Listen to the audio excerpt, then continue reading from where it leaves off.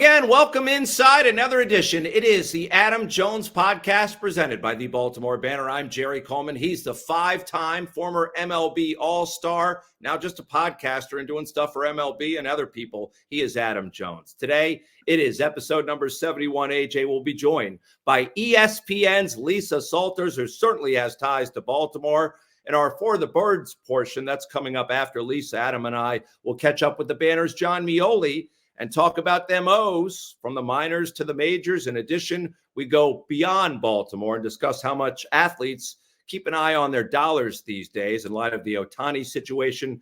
And as always, a chance to win a $50 gift card from Lido Pizza in our Socially Speaking segment. But let's begin with our featured guest. She is sponsored by Jimmy's Famous Seafood. She is ESPN's Lisa Salters. Lisa, appreciate you taking the time during the NBA postseason to join us here on the podcast. Thanks for having me, guys. Nice. Or should I refer to you as Miss Lisa, which is infamous around here with Lamar Jackson and the way that he refers to you? I see it brings a smile to your face. It brings a smile to our face. It brings a smile to his face. How did that all begin? And is Lamar the only one that refers to you as Miss Lisa? Not anymore. Ever since he started calling me Miss Lisa, like everyone calls me that now. A lot of people at work even now call me that. But it started just kind of like with our very first post-game interview. That's just how he signed off. He was like, "Thank you, Miss Lisa," and he walked away. And I was like, "Oh gosh, you made me feel so old." And then I saw how everyone commented about it. And so then the next time I asked him, I was like, "Why do you call me Miss Lisa? It just makes me feel really old." And he said, "I'm just showing you my respect." And I thought, okay, I like that. So yeah, now it's just kind of everyone's like, wait for it. And then he says, "Thanks, Miss Lisa." They're like, there it is. But yeah, like I would say most of the athletes now across sports, basketball, football, call me Miss Lisa now because of Lamar. I mean, Miss Lisa, you've earned that moniker, so it's well earned, and it's well earned. I mean, by the trophy case behind you, it is well earned. And what I'm saying with that, becoming called Miss Lisa, how has that been though? This 20 plus years in sports, seeing these young men come in as immature young men, now leave the sport as some broken, but a lot of them as good men leaving the game. Yeah, I mean, you're absolutely right. I am like their mom's age for most of these athletes. I was telling Kyrie Irving just the other day, we were talking about just how happy he is right now and what a good place he's in. And he talked about, how he had contributed to some of the negativity that was surrounding him just a few years ago. And I gave him a hug and I was like, "I feel like you're one of my own kids. I'm so happy for you right now that you are in this place. I feel like you're my child." And he just kind of laughed. And it's true for a lot of these guys. I see them. I've seen them since they were, 19, 20, 21 years old. And now, some of them in their 30s and older. And so it really is like watching, not like watching your kids grow up, but like watching your neighbor's kids grow up and seeing just how they mature, how they, take their lumps, how they grow, how they evolve into men and women. Is there a craft, Lisa, in sideline reporting these days and knowing the personalities you're dealing with, the in-game interviews as opposed to a pregame or post-game interview, and also realizing the situation if the game is in progress and trying to handle it delicately? Sure. I mean, I'd like to think that there's an art to it. Some people have said that the sideline reporter is useless. We don't need them. I respect that opinion. I just, respectfully disagree. I think that there is an art to doing it the right way, like there is for any of the jobs in the profession, or probably in any profession. So I take what I do very seriously. I try to gauge the time, the place, the wording. Some things are delicate. You don't want to trigger anyone into it. I don't want to say to a person like, you played like crap. I want to say when they obviously did. So usually I'll ask them, "How do you think you played?" And they'll say, "I was awful." But if I say like, yeah, you really were garbage, what happened? That's not very delicate, right? So I think there is an art to it. I'm saying, who was somebody that was, no matter what, very difficult, and the opposite side, no matter what, very easy? Good or bad game, they're sitting at their locker ready to talk. Good or bad game, they don't want to talk to you. They just do not want to be bothered with media. I would say, I was going to say, Phil Jackson. When you think, whether the game's going well or not going well, Phil Jackson was always going to be a problem in game. That's just the way he was. Greg Popovich, it doesn't matter if the game's going good or not. Waiting for that name. But for Pop, in Pop's defense, like, he had a point. He was trying to make a point to the league that they shouldn't have to do these in-game interviews. But the point I tried to make to Pop was, you're making your point at my expense. Like, this is my job that I take just as seriously as your job. And so for the limited touches that I get in the game, for you to do what you do isn't cool. So we came to a meeting, a middle ground, and he was like, okay, I'll promise to do better. But let's see, a player who's always, I'd say most of them, again, it's how you approach them. If you know that, it's like your kid, like, or your spouse or your best friend, whoever, if you know that they just played awful, they just lost, there's a way to talk to them about what just happened. So I think it's all in the manner of how you go about it. But I can't really think of anyone who's really just kind of like, oh, stay away from that person after a loss. Because for me, I feel like it's my job to not stay away. If there's a question that needs to be asked, I can't just, the person could say, and Adam, you know this, like, you could say, like, I'm not talking today, or James Harden a couple of weeks ago just left the locker room and said, I'm not talking to reporters. Fine, you can do that. But I feel like it's my job to ask. And if you say no, you say no. But that's what they pay me to do, is to ask, not to say, oh, I don't want to ruffle any feathers like that. That's not doing my job. Anyone blatantly blew you off? Yeah.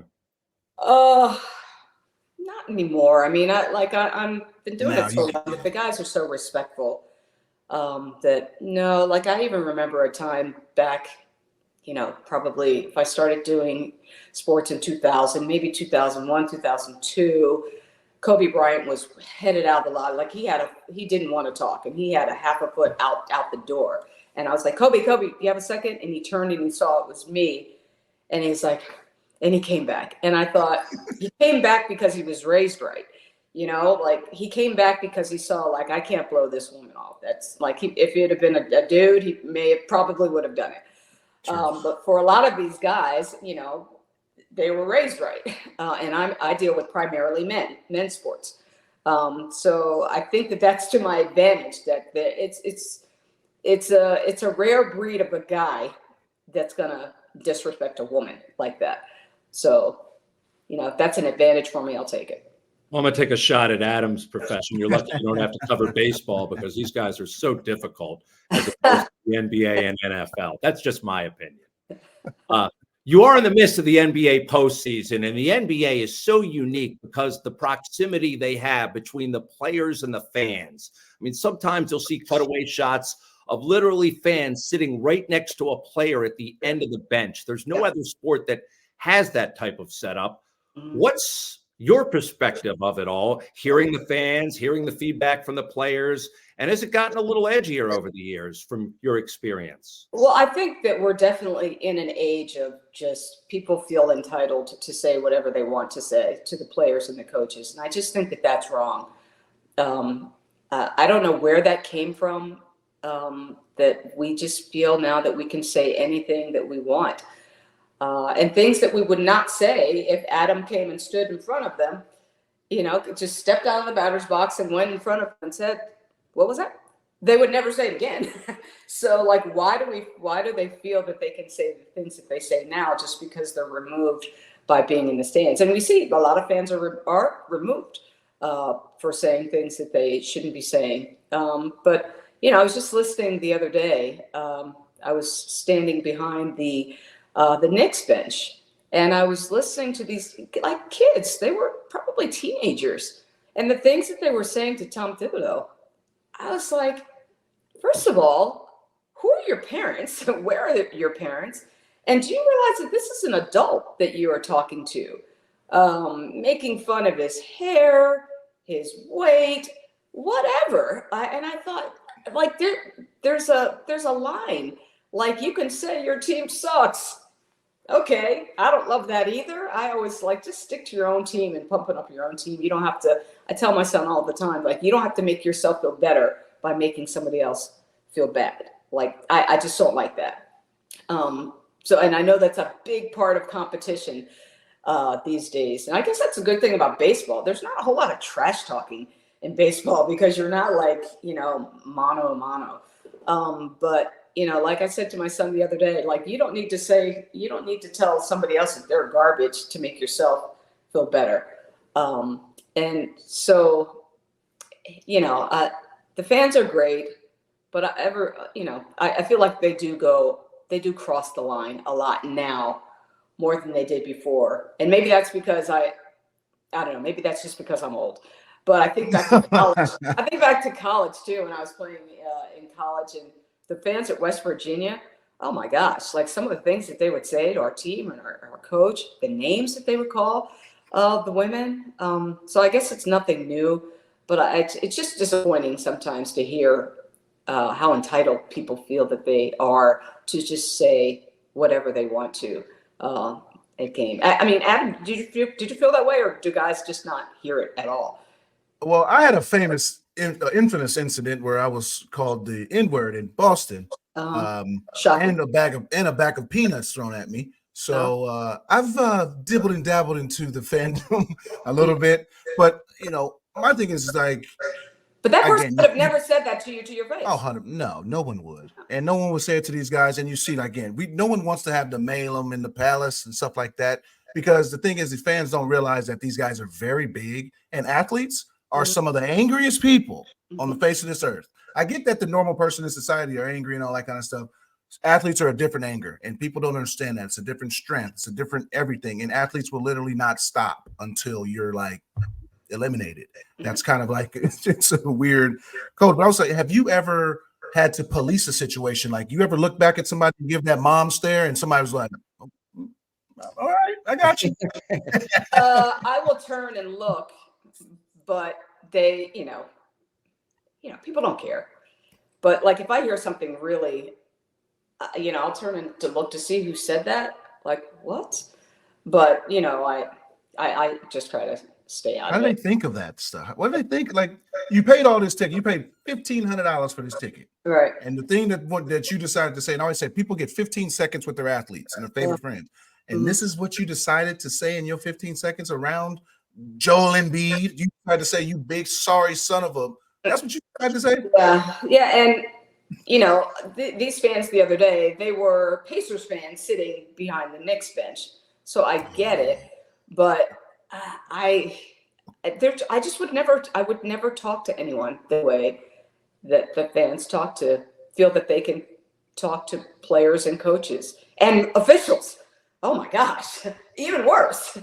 So it's just sad to see. It's disappointing. Yeah, and there may be some liquid courage involved in all of this. So let's not discount that. The Pat Beverly incident a few weeks ago that we saw, where he threw the ball not once but twice into the stands, that for me was the most bizarre thing I think I have seen in an NBA game since the malice at the Palace. What's the most bizarre thing you've seen? Well, I think Jamal Murray throwing the heating pad last week out into the court was bizarre. Joe Mazzulla coming out into the court and blocking the guy's shot just because he didn't want him to see it go in the basket. That was bizarre. I wasn't at that game, but these are things that I've seen watching games. Trying to think the most bizarre thing I've seen just being there. These what is the best or the most or whatever, those questions always throw me, because it's like been 24 years. I feel like every game you see something not always good. It's hard to say. It's hard to Yeah, say. that Beverly incident, I just thought that was bizarre in the fact that they threw the ball back and he threw it again back into the stands. But I would say the most bizarre and awful thing that I've ever been a witness to was what happened to Damar Hamlin. That I've never been a part of anything like that before, and it was shocking. It was terrifying, is what it was. Because while it was going down, I knew I'm watching a human being potentially die during a sporting event. And so it's hard to it's like, okay, you have to do your job, but yet it's like if you're walking the grocery store and you saw somebody, have a heart attack in the aisle, and someone said, okay, well, you don't have time to really try to help or do anything, nothing that you can do, but I want you to work and tell us and report to the world about what's happening in the moment. So it was not only shocking, I would say it was just more terrifying than anything else, because you were just so worried for him, so scared for him. More with ESPN's Lisa Salters after this word from our sponsors. The Adam Jones Podcast is brought to you by our friends at the Weinman Company. Everyone knows Greenmount Station in Hampstead, but did you know that at Greenmount Station you can bet 7 days a week just like you're at the track? With in-person teller windows and state-of-the-art touchscreen kiosks. And with Greenmount Station's brand new Bet Park Sportsbook, you can bet on all other sports as well, wherever you are in Maryland. Spreads, money lines, live bets, props, parlays, and teasers. The Bet Parks Maryland mobile app is now live for Apple and Android devices, so you'll never miss your next big score. Just search for Bet Parks MD in the Apple App Store or on Google Play. And for a limited time, 21 and over Adam Jones podcast listeners can get a $75 gift card to Greenmount Station simply for opening a new account with promo code GMS and a minimum $50 initial deposit. $75 gift card for new users in Maryland only. 21 and over only. Please play responsibly. For help, call 1-800-GAMBLER. The Adam Jones podcast is brought to you by Jimmy's Famous Seafood, Charm City's favorite crab cake destination. Local sports fan, experience the ultimate pregame party at the tailgate. Cheer on the Ravens with iconic live performances, an open bar, and mouth-watering eats. Can't make it? No worries. Bring the same food that caught the attention of the Food Network right to your doorstep. Shipping East Coast recipes nationwide. Jimmy's Famous Seafood is the official sponsor of the guests appearing on the Adam Jones podcast.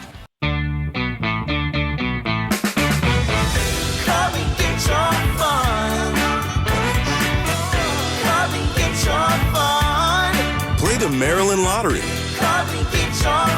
Because fun looks good on you. Right now, play our exciting new multiplier scratch-offs for a chance to win up to $2 million. Come and get your fun. Come and get your fun.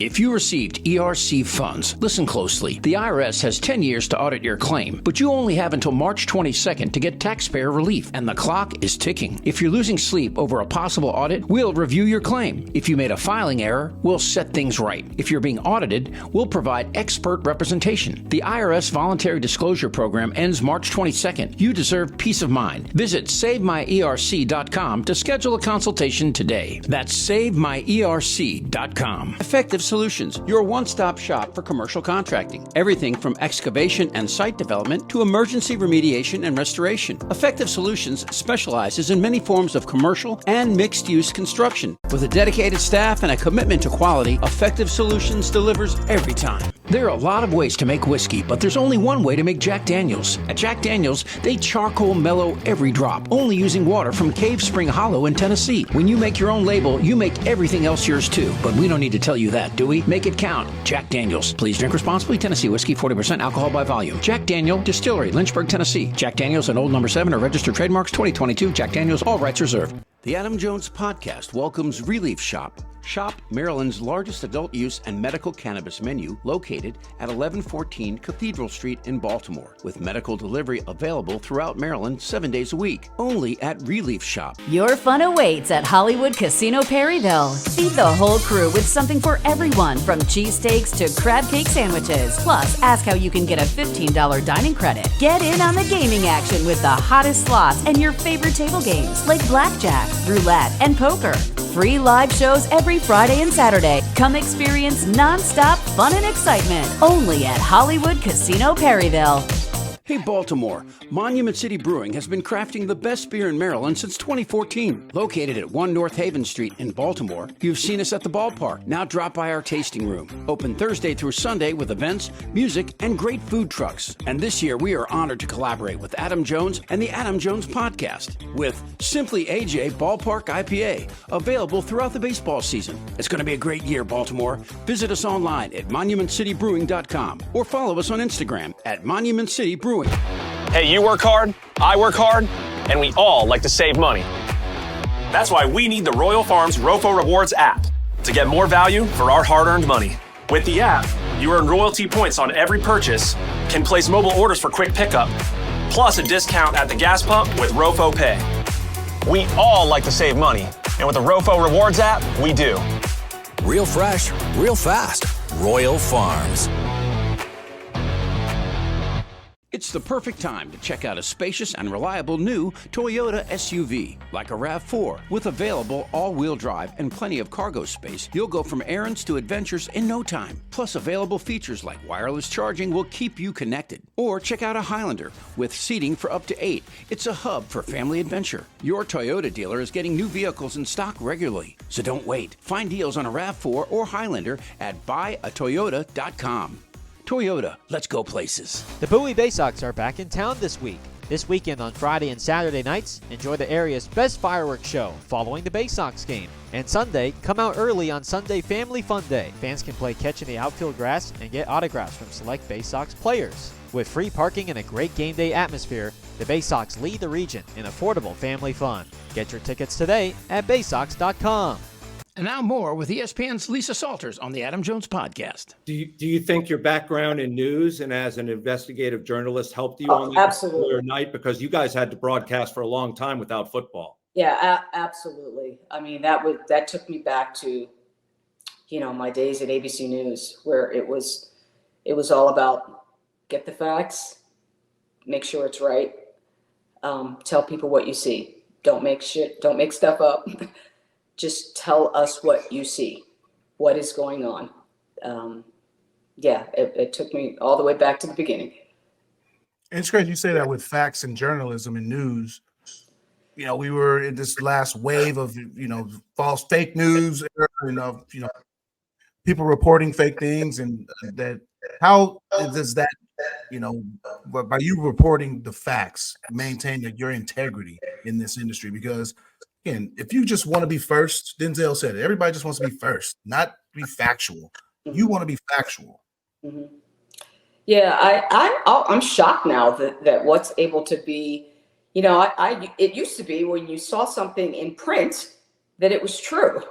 And so, I'll click on something and I'll read it and we're like, wow, that's crazy. And then I'll hit up whoever it was who the story was about, or the PR person, and like, that totally didn't happen. What do you mean it didn't happen? I just read it online. You're like, you can't believe what you read online. And so oftentimes I'll say to a player, if I'm interviewing them, like in a production meeting, like, Adam, I know not to believe everything I read, but I read that you said this. Like, can you expand upon that for me?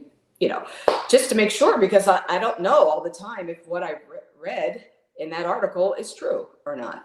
And that just goes against everything that I was always taught about journalism.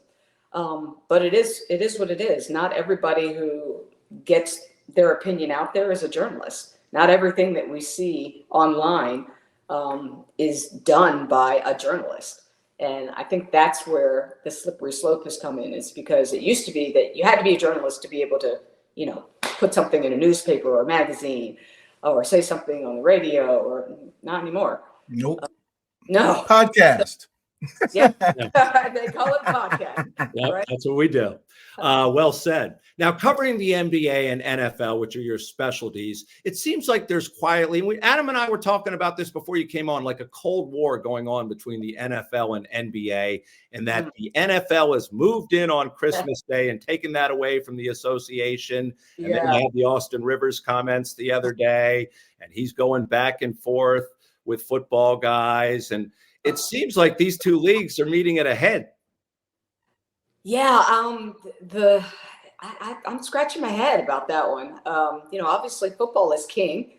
They do what they can do whatever they want. A Wednesday games, though, that seems odd to me. I don't know how the schedulers are going to work that out. But, for so long, like we football doesn't start until after Labor Day because they want college to have its day for Labor Day weekend. That's the big kickoff for college, right? So you're used to that they, the NFL season could start Labor Day weekend as well, but they don't. So the fact that now they're saying, but money talks. So they've seen how much money or how big Christmas Day is as a revenue producer, and they're like, I want part of that.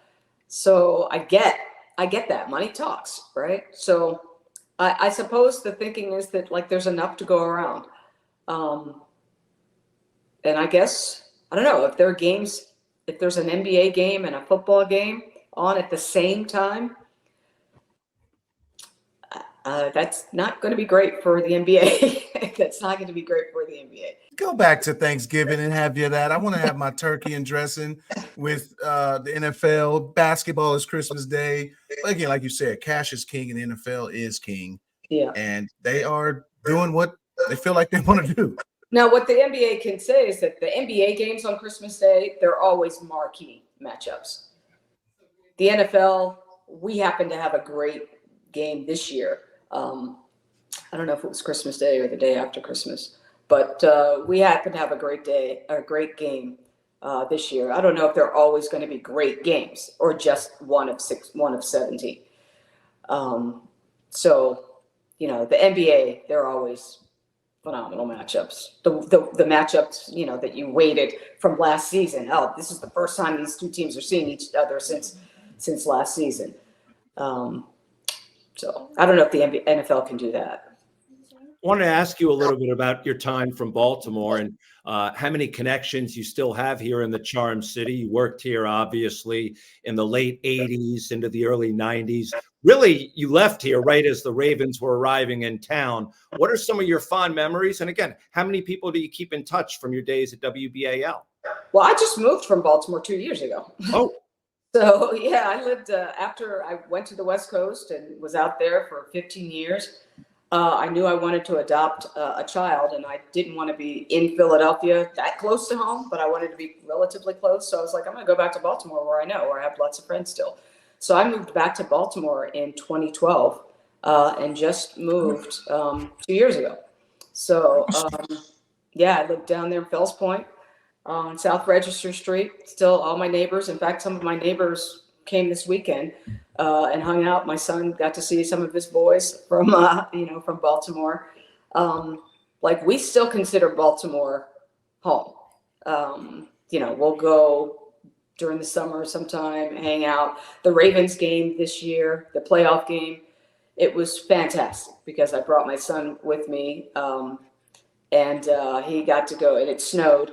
So it was an off day for school. I took him out of school. It was an off day of school for the kids in Baltimore. So he got to see all of his buddies at Patterson Park, at the pagoda, go sledding. So whenever we get to go to Baltimore, it's always a great time. Crabs, got to have some crabs. Yeah. I wanted to take it back to ask about my guy, Stuart Scott. One of the best, from my point of view, one of the best broadcasters. I don't even know, sportscasters. What do you call it? ESPN analysts, whatever you call him, ever. The charismaticness, his attitude, the positiveness. Can you explain to him how he was in the private setting? Stu was just my guy. Like he was everything that you saw. Just full of energy. Just great at what he did. Like he started the sports anchor as being the cool guy. He started what everyone tries to emulate now. He was that guy who made it his own thing. He went outside the mold of a news anchor or a sports anchor and, became this iconic personality. He just, and, you could call him at any time And I always remember that I knew that he was good friends with Scott Van Pelt, and I didn't know Scott. And when they were kind of anchoring together, and I would always ask him, like, is Scott really funny? Like, he seems kind of dorky. He's like, you love him. Like, he's like, you will love the guy when you meet him. And it's true. Like, once I got to meet and know Scott, like, I love him now. But it's, when you think about Stu, like, yes, I have great memories of Stu, but it's still so sad. I remember getting the news after a playoff game in Charlotte. And we all kind of got in the car, and we had a great game the night before, and we all get in the car and we're being driven to the airport, and Susie Colbert gets a text. It's like 6 a.m, gets a text, and she sees the number and she said, "Oh no." And everybody in the car knew what that meant. Just, like, it was coming, and it was still just awful. And, when you think of Stu now, it just stinks that he's not here, because he would get, like, just the athletes today, the games, like, he would just have such great things to say about all of it. Yeah. And he would just be such a part of all of it. And he's such a graceful human being as well. Love him to death. Yeah, he is sorely missed. I wanted to ask you about the transition you made coming out of Baltimore, where you never, at least as far as I can recall, did anything sports-wise, and now you're all into sports. Where did the transition come? Yeah, well, I've always been a sports person. Like, sure. I played at Penn State, just born and raised around sports, loving sports. And, to me, I just didn't think that sports was something that you did when you, as a journalist, that you did as a job. So, in school, when you're in school and taking your journalism classes, today there are sports disciplines, but not really. When I was in school, it was about, trying to become a network correspondent by the time you're 30. And so, I worked in Baltimore as a general assignment reporter, covering crime, covering politics, covering, the normal things that you cover as a nightside reporter. And then I got hired by ABC News to cover the OJ trial. They wanted somebody to be exclusively on the OJ trial because there was so much interest in it. And they wanted to devote a body just to that. So they hired someone. They interviewed and hired, I guess a lot of people, and they hired me to do OJ 1 and 2 for 2 years. So that took 2 years of my life, based me in Los Angeles. Yep. And so once the OJ trials were over, then I'm just a general assignment network news person. So I covered the Oklahoma City bombing, TWA Flight 800, Matthew Shepard murder, a lot of heavy stuff. And so, got to be a point, like, the goal is to make it to the network by the time you're 30. I was 28 when I started at the network. So by the time I was like 32, 33, I was like, this is really heavy. Like, this stuff is really heavy. And I had a boss at ABC whose father was one of the bosses at ESPN. And his father kept saying, like, ask her if she'll come do sports. And we looked down our nose at sports. Like, I'm a network news correspondent. Like, why would I ever do that? That would be, all my friends were like, that's career suicide. And it was at the time. But it got to a point that I was like, you know what? I really don't like this. So I'm going to try sports. And if I don't like it, then I'll go back to ABC, because ABC and ESPN are both owned by Disney. So it was kind of a lateral move within the company. And I figured, like, oh, if I don't like it, I'll just come back and do news. And I wish, for 2 years, I kept putting them off. And I just wished I hadn't wasted those 2 years, that I had done it sooner. Because not only am I happier, but I feel like I've been able to make a name for myself doing sports. Absolutely. You've been in sports. I mean, my professional career, what's been your just most memorable event? You gotten to do the Winter Olympics, you gotten to do the World Cup, you get to do the finals. These are like bucket lists for 99% of populations. This is your job. But do you still have that, like, this is still pretty cool? I got my lanyard. I got a whole thing full of lanyards up there. I feel real proud when I get to wear mine. But do you still have that that love and passion for every day that you get to do this? Yeah, I mean, just being at the game the other day, the Pacers game, and it's the playoffs now. So you feel that juice a little bit more. Probably you feel the same way when the playoffs come around. One out of how many? 162 is it that they play in baseball? That's a lot. So it's hard to kind of be hyped for all of those. But once it gets to the playoffs, you're kind of like, this is pretty cool, and the place is going crazy. And you're listening to Mike Breen, on the call, and I just feel like I was telling someone just the other day, I still feel so blessed to be able to do it. Like I get to be on a broadcast with a Hall of Fame broadcaster like Mike Breen. And then, Joe Buck, another Hall of Fame broadcaster, and Troy. I mean, these are guys that everyone's like, what are they like? What's Joe like? What's Troy like?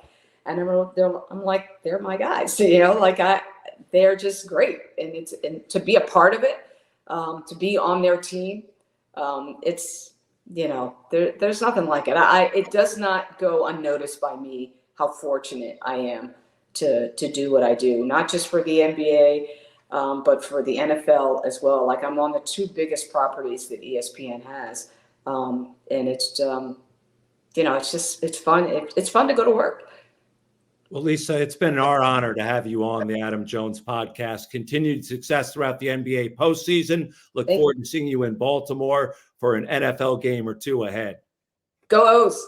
Well, Lisa Salters was great. We continue here on the Adam Jones podcast. It's our For the Birds portion of the podcast, sponsored by our friends at the Maryland Lottery. When you play the Maryland Lottery, set limits, never play when you're stressed, and know your odds of winning. To learn more, visit mdlottery.com/play responsibly. Must be 18 years or older to play. Our guest, you can see him if you're watching on YouTube, and we encourage you to do that. He is the Baltimore Banner's Jon Meoli, who joined us for one of our live shows last summer, back on the podcast again. And Jon, the Banner and you have put together this new newsletter called Inside the Dugout. Let's begin with that and tell everyone what that's all about.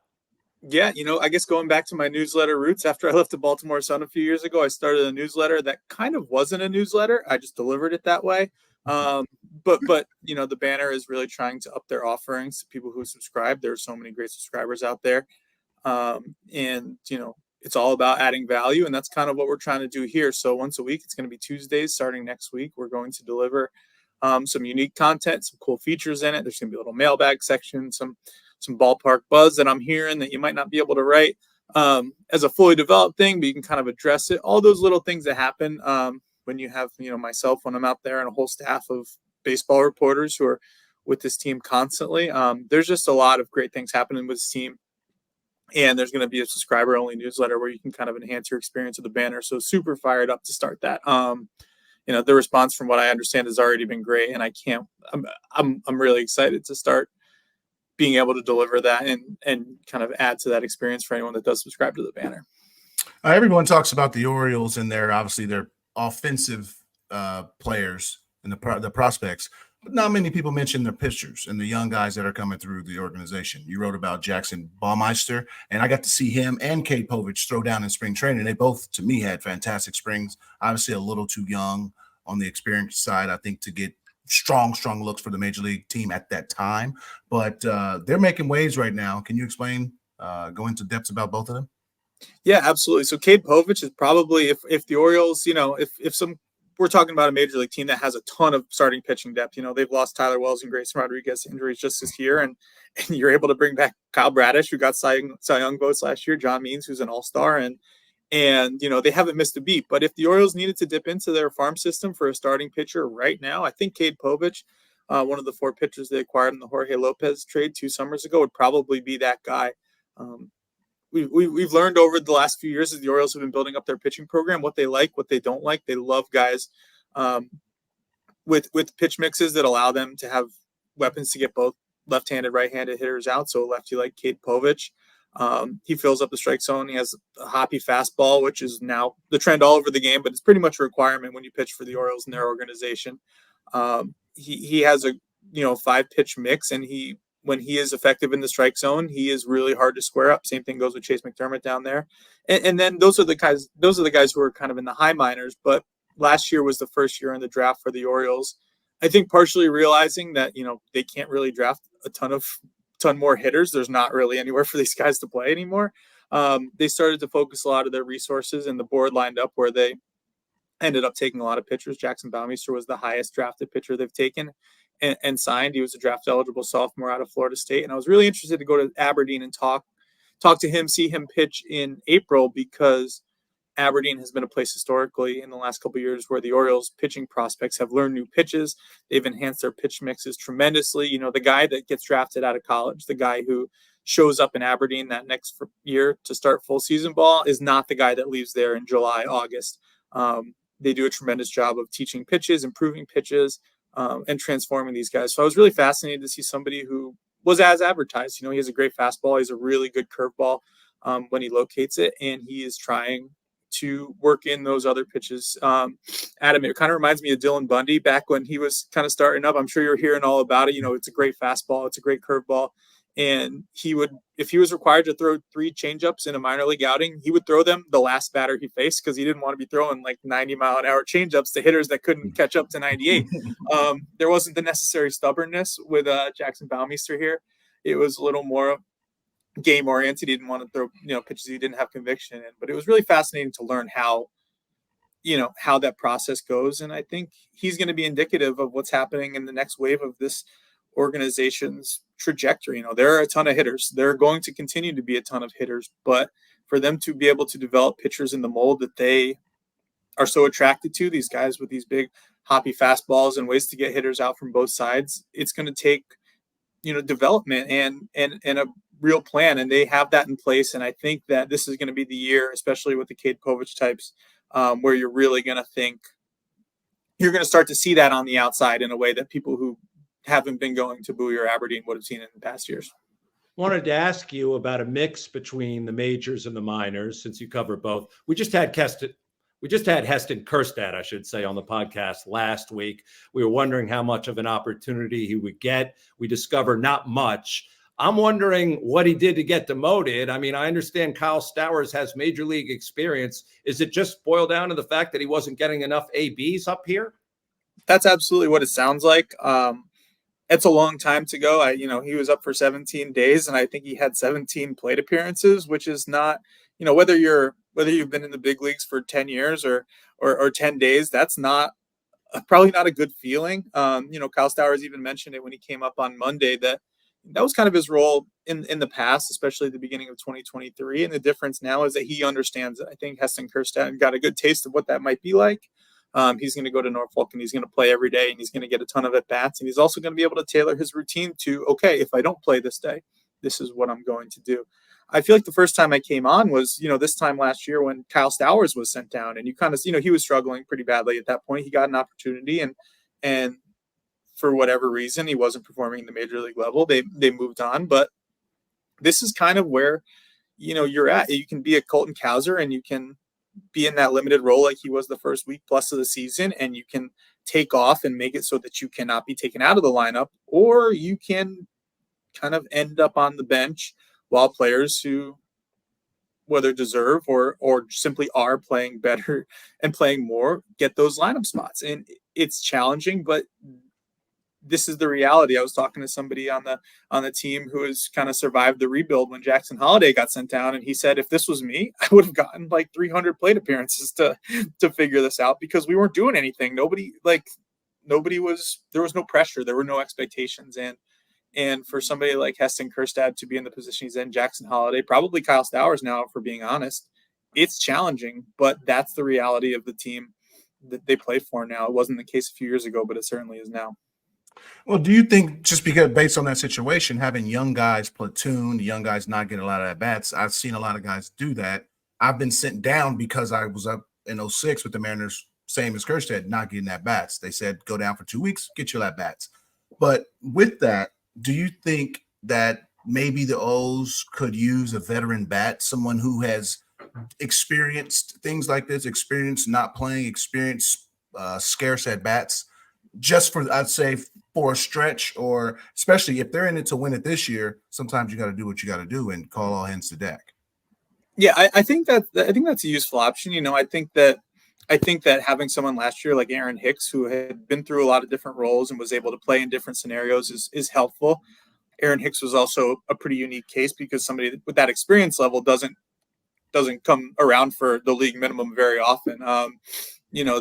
They made that move and they had a great opportunity to offer him. I wonder if anybody that we're talking about who even has that experience would look at the Orioles right now. Yeah, you want to be part of a winning team. You want to be part of this culture, but do you want to sign up for 5 plate appearances a week? I'm not really sure. I think there's a case to be made that it might not be the best for these prospects and these young players' development to not be around very often and not be in the lineup. But these are the players the Orioles have. And if they have to choose between using them in this way or not using them at all and having, the AAA All-Star team basically suiting up for Norfolk every night, you're going to want to help the major league team however you can. All right, I'm going to end this by asking you this question. If you were afforded to ask David Rubenstein, the new owner of the Orioles, one question, and he's been very limited with his media availability thus far. I snuck in a question. I don't know how, but what would you ask him?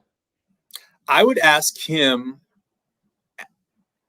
how he planned to,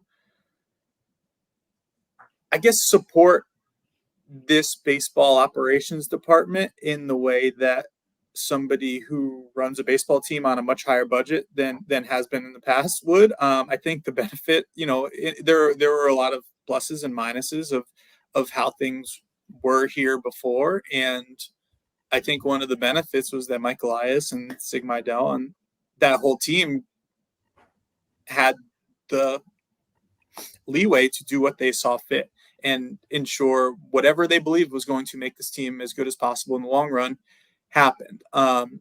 It is very different to have expectations first and foremost, and that's not just from ownership. This is from people who turn on the Orioles every night and want them to win, and are seeing a team that's on pace for 100 wins yet again, and want them to win a playoff game this year, win multiple playoff games, win multiple playoff series. Expectations are hard as it is, but what do those expectations look like when you are a billionaire owner who is promising a World Series and believes that he purchased a team that is primed to do that?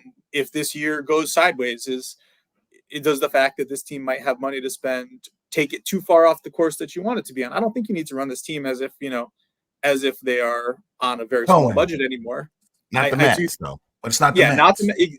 Well, exactly. I think that, and I don't think also you're seeing a ton of pullback, these teams that are spending a ton of money, whether it's, Boston did it for a long time and then they wanted to be run like the Rays and it didn't exactly work out. Now the Mets are in some kind of pullback phase. And I don't know if the Mets are going to start being run like the Brewers, but I think there's a balance that needs to be struck. And I'm very interested to see whether he is going to let the people who have got the Orioles to this point figure out what that balance is. I think that if you gave Mike Elias and Sig Mejdal $100 million on their budget, they would probably find a really good way to use it. I don't know if that kind of money on a free agent budget or a baseball operations budget comes with strings. I would love to be a part of a business where that came with no strings attached, but I think there's going to be strings, and I'm really interested to know what kind of strings, caveats are going to be attached to that, because that's going to really kind of define what direction this goes in.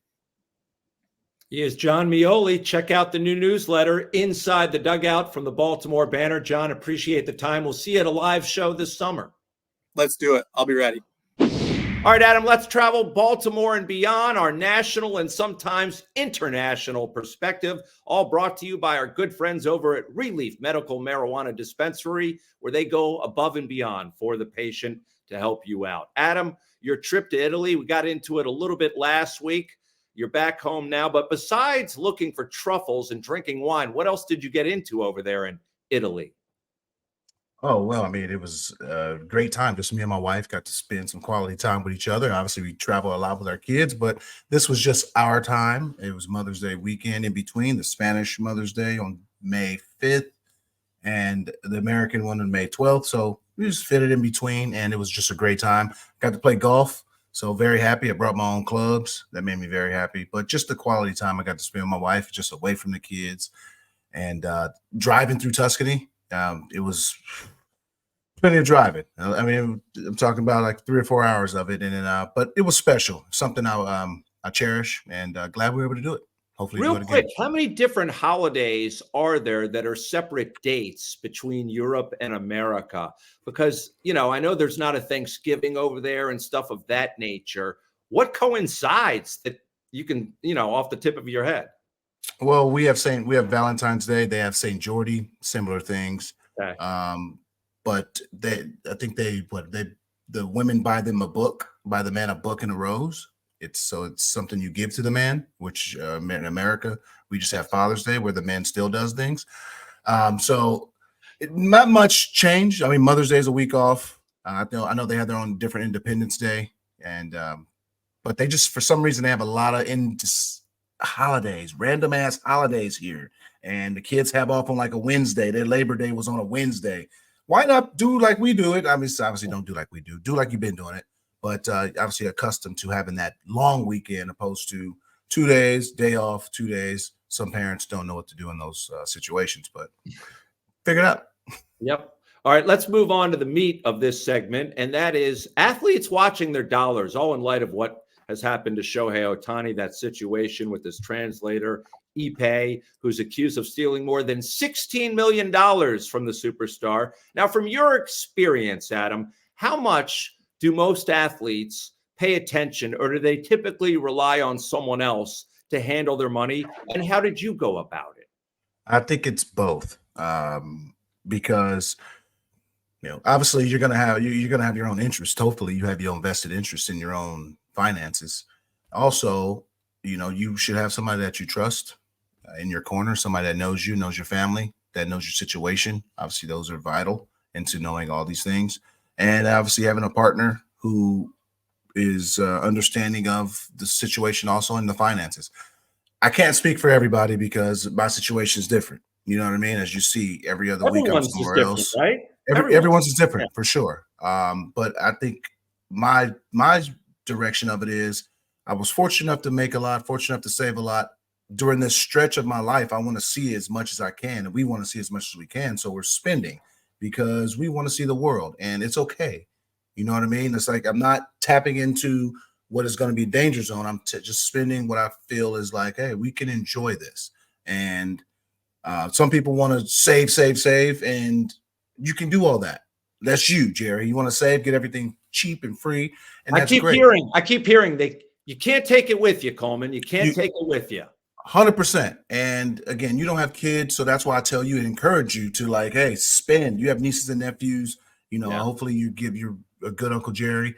But at the same time, like with my situation, it's like there's different scenarios to where, to pension and different things. So it's like, you know what, we're young, let's live our lives. There's always a point where we have to focus for our kids for, I know, a 7-8 year stretch. Then it comes college where, they're in one place. And, the real thing is dwindling down and seeing when the kids out the house and me and mama can get back to being just like it was in 2013 before the kids came. So that's the real number. That's the date we're really getting to. So we're saying what date and how much money can we have on this date? Your college is done. Everybody's at the house. Leave us alone. But that's the actual date of financial fiscal that we're really paying attention to. Yeah, that's decades away, though. We're concentrating on the present right now. And like when you played, did you look at your bank account every week? I know if I did, I would. Maybe every day.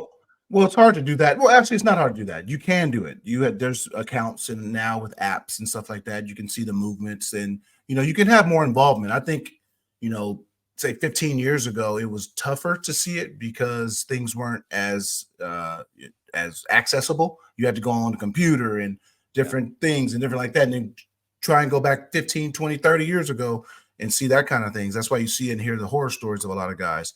So I think now with the access of apps and you can see the movement and things like that, and the government has gotten a lot more involved with what's going on. So it's become harder, I think, to steal in a way, but at the same time, people are still doing it. So you just have to pay attention to what's going on to your own finances. And sometimes my wife says this, she's like, you know what? It's just sitting in the bank. I want to feel it. And sometimes that's what you got to do. Jerry, you like it sitting in the bank. My wife likes to feel it. I like her idea. Let's go into the bank. You got to feel it. Show me all my money. No, don't go into the bank and show me my money. I want to feel it. I want to be on a yacht somewhere, and that means that like kind of feel. if they allowed you on the boat, that mean it cleared. So there's like a feeling like I got it. You know what I mean? So I do understand both sides of it. But I do like looking at my bank account and be like, all right, okay. And then sometimes seeing where we're at somewhere and be like, damn, I know this is messing up my bank account. But at the same time, I'm understanding it that it's an awesome time. So I'm both. But you got to pay attention to it. And you know what? You can really never make this amount of money in this amount of time. So you got to do your due diligence and just watch out what's going on with yourself. Good stuff. All right, let's get to Socially Speaking. This is where we answer a post on X or anywhere on social media, and you earn a chance in qualifying for a Lido Pizza $50 gift card. Lido Pizza is a proud partner of the Baltimore Orioles. We appreciate their support. We're at Adam Jones Pod on all of our social media. We've taken down our email address because too many people just asked too many dumb, silly questions or didn't really know the address. So again, at Adam Jones Pod on social media. So we put a question on our Instagram account this week where you can ask Adam just about anything, mostly about baseball. And we got this from, and that's his handle, Hispanic Man _AJ. He responded to your question sticker, Adam, with, would you play again if given the chance to be on the 23-24 Orioles? And to me, that seems like a no-brainer. Only way I'd come back and play if I was Stan Ross in Mr. 3000. That's the only way I'd play. If they gave me a chance to reach a goal or accolade and something like that, and they like really gave me a chance, obviously right now with how good the team is, I'm just getting my doors blown. But if there was a chance to do something like that, who couldn't entertain that? Who wouldn't entertain that? Obviously. But it's a very smidget to negative chance of me playing. But as we have discussed, you're getting yourself somewhat into baseball or softball or whatever shape because you do have games coming up. If you want to call it that, you're in golf shape. Exactly. I'm in that particular mode right now, and I'm gonna stay in it, and I like that. That's very comforting. What do you think your average would be if you had to go through 162? Ooh, if I had to go to 162 again in today's day, I'd probably say check the back of the card. Maybe I'm hitting 250 to 280. Maybe at this stage of my career, I'd be, if I'm still getting a good enough at bats, maybe it's like 220 with more homers, just all slug. You know what I mean? Maybe it's turned into that strict DH, all slug, no average anymore. Maybe one of those guys, but hey, those guys now are getting paid $5, $6, $7 million. So, I left the U.S. at the wrong time. But at the same time, it was the perfect time. And no regrets. Not one. Now you got your own podcast. 100%. We ask everyone to go out and thank our sponsors. We do that. We ask you to support the following. The Adam Jones Podcast is brought to you by our friends at the Weinman Company. Everyone knows Greenmount Station in Hampstead, but did you know that at Greenmount Station you can bet 7 days a week just like you're at the track? With in-person teller windows and state-of-the-art touchscreen kiosks. And with Greenmount Station's brand new Bet Park Sportsbook, you can bet on all other sports as well, wherever you are in Maryland. Spreads, money lines, live bets, props, parlays, and teasers. The Bet Parks Maryland mobile app is now live for Apple and Android devices, so you'll never miss your next big score. Just search for Bet Parks MD in the Apple App Store or on Google Play. And for a limited time, 21 and over Adam Jones podcast listeners can get a $75 gift card to Greenmount Station simply for opening a new account with promo code GMS and a minimum $50 initial deposit. $75 gift card for new users in Maryland only. 21 and over only. Please play responsibly. For help, call 1-800-GAMBLER. The Adam Jones podcast is brought to you by Jimmy's Famous Seafood, Charm City's favorite crab cake destination. Local sports fan, experience the ultimate pregame party at the tailgate. Cheer on the Ravens with iconic live performances, an open bar, and mouth-watering eats. Can't make it? No worries. Bring the same food that caught the attention of the Food Network right to your doorstep. Shipping East Coast recipes nationwide. Jimmy's Famous Seafood is the official sponsor of the guests appearing on the Adam Jones podcast.